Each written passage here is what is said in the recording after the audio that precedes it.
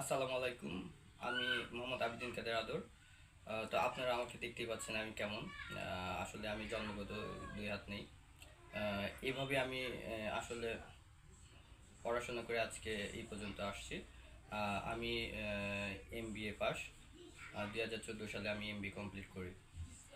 তো যেটা বললেন আসলে একজন প্রতিবন্ধীর জীবন স্টাইলটা কেমন হতে পারে এটা যে কেউ স্বাভাবিক ধারণা করতে পারবে।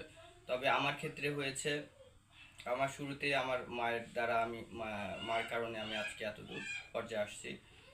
আমার মা আমাকে হাতে করে দিয়েছে পড়ালেখার, ইন্সপায়ার করেছে উনি আমার সব কিছু। বাবা ব্যস্ত থাকতেন যার কারণে মাই আমার এই পর্যায়ে নিয়ে আসছেন। তো আমার স্কুলের একটা গল্প বলি। আমার যখন আমি হাতের লেখা আমি পড়াশোনা প্রায় ক্লাস 2 পর্যন্ত আমার বাসাতেই পড়ি। মা পড়ায় রাখে, মুখস্থ টুখস্থ সব অলরেডি হয়ে যায়। তো মা আমাকে ভর্তি করার জন্য একদিন বললো যে নিয়ে যাই টাঙ্গবাড়ি, আমাদের এখানে টাঙ্গবাড়ি প্রাথমিক বিদ্যালয় আছে, ওখানে নিয়ে যায় ভর্তি করাতে। তো টিচাররা আমাকে দেখে বলে এরকম ছেলে কিভাবে পড়াশোনা করবে, ও তো করতেই পারবে না, মানে স্বাভাবিক এরকম দেখলে যে লোকজন যা বলে আর কি।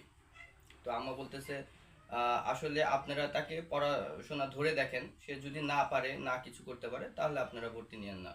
তো যখন আমাকে কোশ্চেনগুলো করে বা হাতের লেখা লিখতে দেয়, তো আলহামদুলিল্লাহ ওই সময় আমার এইগুলা দেখে টিচাররা নিজেরাই অবাক হয়ে যায়। তারা আলহামদুলিল্লাহ তখন তো আমি ভর্তি হয়ে যাই আর আমার সব কিছু শুরু হয়ে যায়।